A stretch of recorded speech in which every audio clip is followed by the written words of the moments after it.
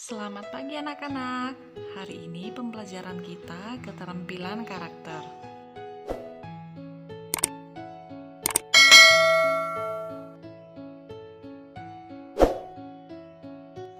Nah, materi yang pertama adalah peduli.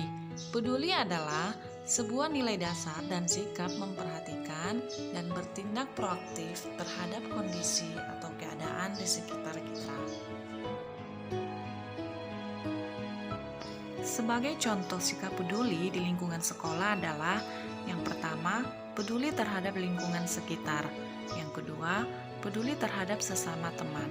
Yang ketiga, peduli terhadap kondisi kelas. Sebagai contoh ilustrasinya adalah setiap hari Miss Kince dan murid kelas 2B melakukan kebersihan kelas. Kegiatan yang kami lakukan yaitu menyapu lantai, membersihkan kaca jendela, membersihkan sarang laba-laba, dan mengepel lantai. Louis dan beberapa temannya bertugas membersihkan jendela. Fiona bertugas mengepel lantai. Ia belum selesai mengepel lantai, maka Louis dan beberapa temannya datang untuk membantu Fiona. Tindakan tolong-menolong satu sama lain sudah biasa dilakukan. Nah, topik yang kedua adalah murah hati atau berbagi. Murah hati adalah keinginan yang tulus untuk membuat hidup orang lain lebih mudah dan lebih menyenangkan. Misalnya suka memberi, tidak pelit, dan suka menolong. Sebagai contoh sikap murah hati di sekolah adalah tidak sombong ketika mendapat nilai yang bagus, mau berkawan dengan siapa saja, berbagi makanan ketika teman sedang membutuhkan.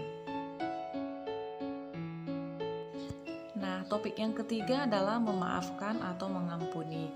Memaafkan atau mengampuni adalah mengabaikan atau melupakan kesalahan yang telah diperbuat oleh orang lain pada masa lalu terhadap kita dan kemudian melakukan perbaikan hubungan sebagaimana dilakukan sebelum terjadinya kesalahan tersebut.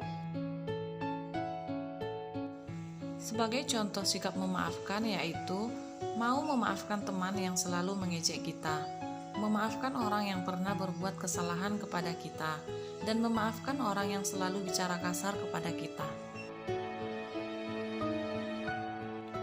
Sebagai contoh ilustrasinya adalah ketika pelajaran berlangsung, salah seorang murid yang bernama Rivaldo telah melakukan kesalahan.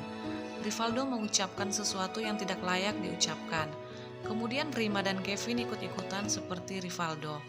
Miss Kince marah dan memanggil murid tersebut ke depan kelas untuk berdiri. Karena Miss Kince tidak pernah mengajarkan hal yang tidak baik kepada muridnya. Miss Kince menasehati mereka agar tidak mengulangi perkataan kotor lagi dan mengatakan bahwa Tuhan akan marah kepada anak-anaknya yang sering cakap kotor. Mereka pun tertunduk dan berjanji tidak akan mengulangi kesalahannya lagi.